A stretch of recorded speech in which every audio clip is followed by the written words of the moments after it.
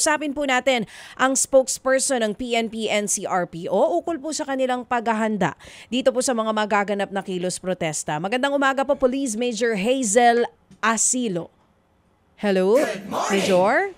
Naputol lang. Ayun, balikan natin mamaya si Police Major Hazel Asilo. Ayan. Pero binabanggit nitong si PNP Acting Chief Police Lieutenant General Jose Melencio Nartates Jr. na handang-handa ang ating pong kapulisan. May security plans na rin daw po sila. Anong handa? Sobrang handa. Yun na nga.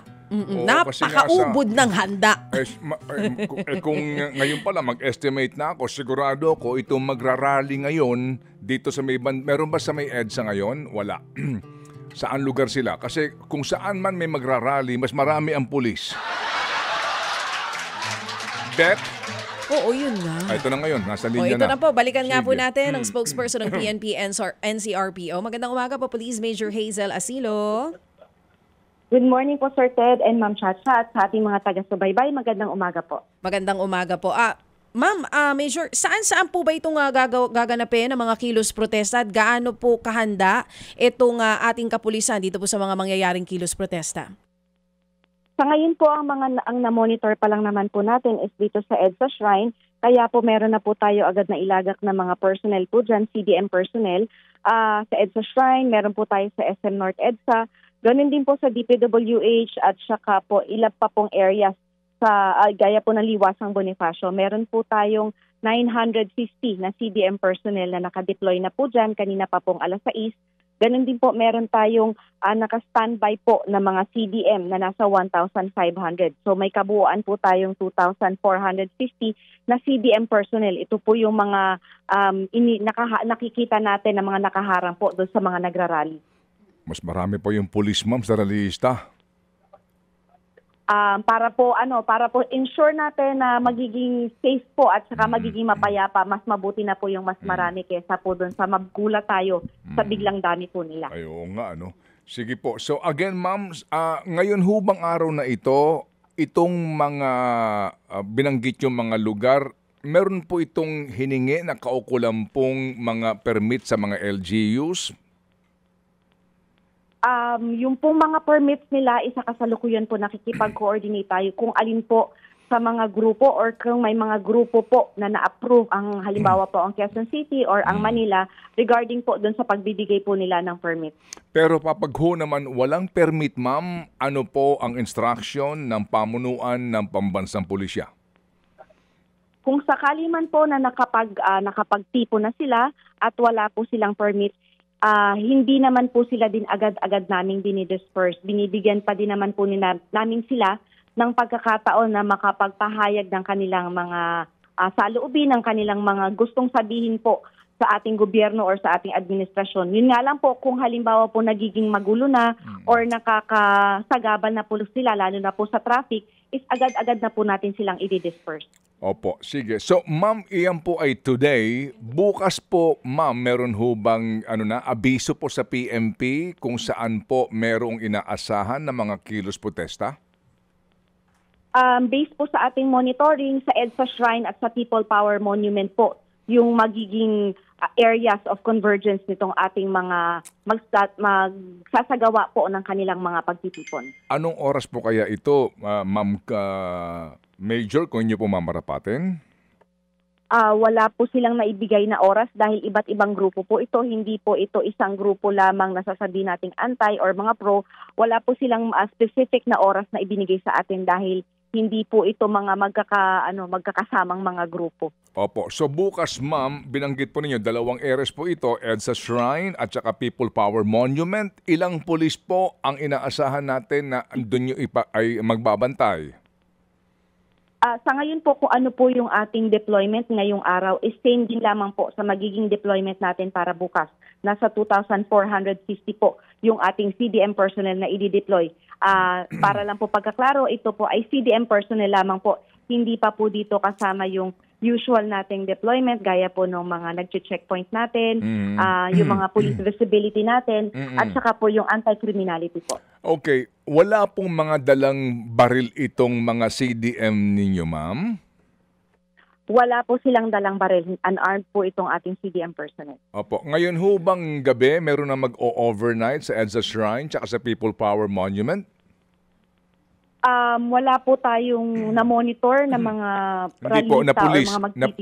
Na police. Ang police po ay 6 a.m. po kanina ay nakadeploy na po yung 950 natin. Opo. Wala pong pulis na doon na matutulog para masiguro po na wala pong, alam nyo na, kasi dati-rati po nalalaman ko yan kasi pagdadaan po namin, meron ng mga police patrol no, na kargahan ng mga CDM ninyo na doon na naka-standby. So malamang doon na ho natulog sa post nila. Wala pong matutulog sa mga area pero meron po tayong mga on-call kung kailangan po na agad-agad silang papuntahin doon sa area. Okay, ma'am. Sige. So, that's for today and tomorrow. Tsaka, sa September 21 po, mukhang malaki-laki ito. Meron na hubang advice, ma'am, sa PNP and CRPO po? Meron po kaming namomonitor at meron na rin po namang mga nagsasabi na mayroon pong magaganap sa 21 based na rin po dun sa mga nakikita natin sa social media na may mga nag-i-invite, mga nag-iinganyo po na mag-join dito sa magaganap na pagtitipon sa 21. Pero sa ngayon po wala pa po tayong talagang confirmed po na mga grupo na magdadalo dito sa 21. Okay. Meron na ho bang kumpirmasyon na ngayon ang NCRPO ay meron na pong ipinakalat na mga magbabantay sa mga exclusive subdivisions all over Metro Manila. Halimbawa po dito po sa Makati along Forbes Park, yung Dasmariñas Village dyan. Opo, that particular, yung sa McKinley na sinasabi daw po na naka-red alert ngayon? Base po sa naging pag-uusap, pinapaubaya po muna ng PNP, ng NCRPO sa kanilang mga security agencies kasi po private po na mga villages ito. So meron naman po silang mga private na mga security agencies na nagbabantay po sa kanila. So kung kailangan naman po na ng responde or kailangan po nila ng police assistance, kami naman po ay agad natutugon sa kung ano man po yung kanilang mga hiling. Opo, but do you confirm the report na naka-heightened alert ngayon ang mga pulis sa mga lugar na ito, no? Hindi po lamang diyan sa mga exclusive subdivisions na yan, sa ilang pong mga identified kung saan po nakatira ang ilang pong matataas na opisyal ng gobyerno, pati po itong mga sinasabi na mga iniuugnay sa mga kontrobersyang ito, nakabantay po doon ng mga pulis kasi nga daw po baka sugurin. Ang NCRPO po ngayon, buong NCRPO po ay naka-heightened alert.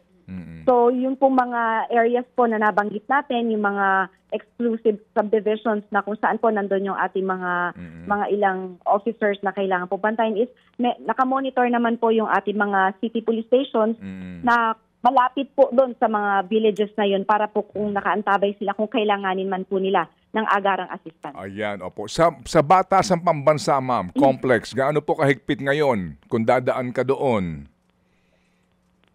Normal naman po yung ginagawa nating security preparations para sa Batasan since wala po tayong monitored na magaganap doon na mga pagtitipon. Kasi kahapon po, mayroon po pero kakaunti lamang naman po yung mga nagtipon doon. So minimal lamang po yung magiging mga pulis na i-deploy natin doon sa area na yun. Oo. Ma'am, bukod po doon sa September 21 na sinasabi yung malakihang protesta, may iba pa ba tayong dates sa tinitignan at iba pang areas bukod po sa Luneta?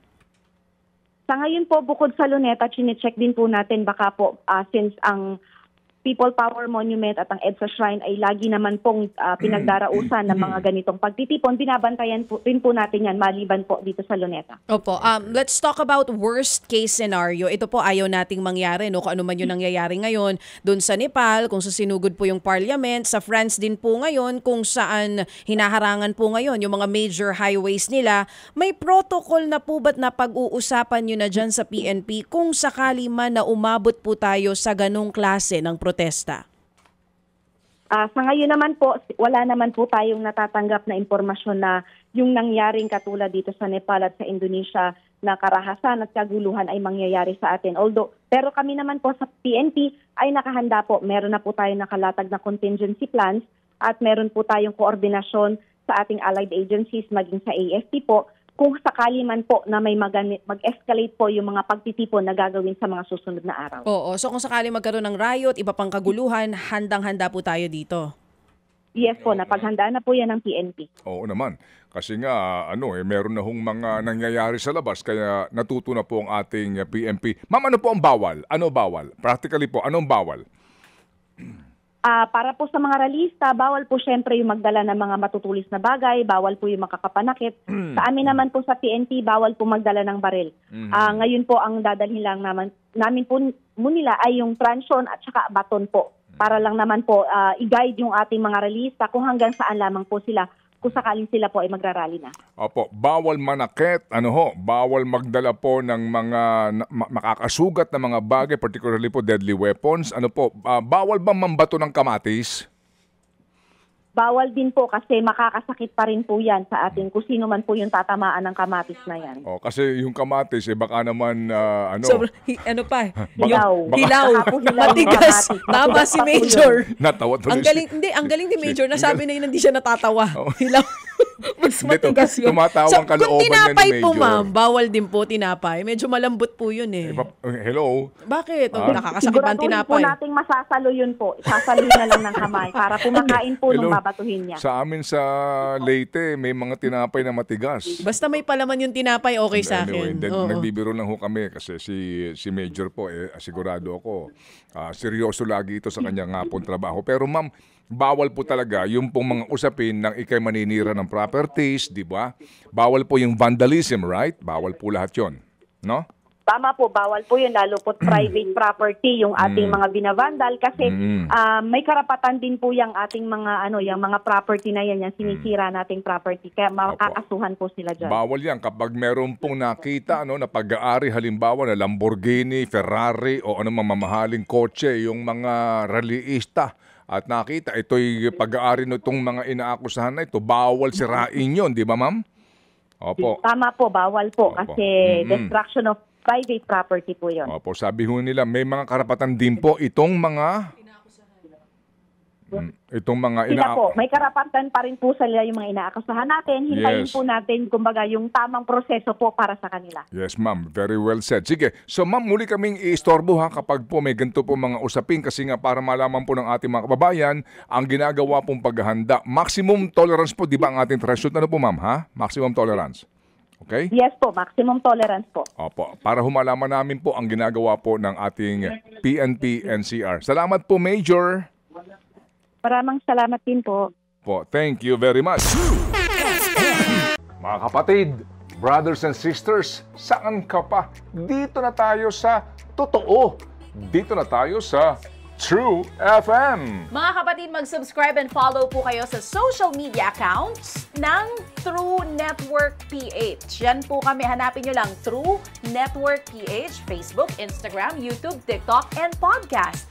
Mapa Apple or Spotify man yan, mahahanap nyo kami. Lahat ng mga napapanood at napapakinggan nyo po sa programa, nasa social media accounts namin yan. So, paano mga kapatid? See you sa social media!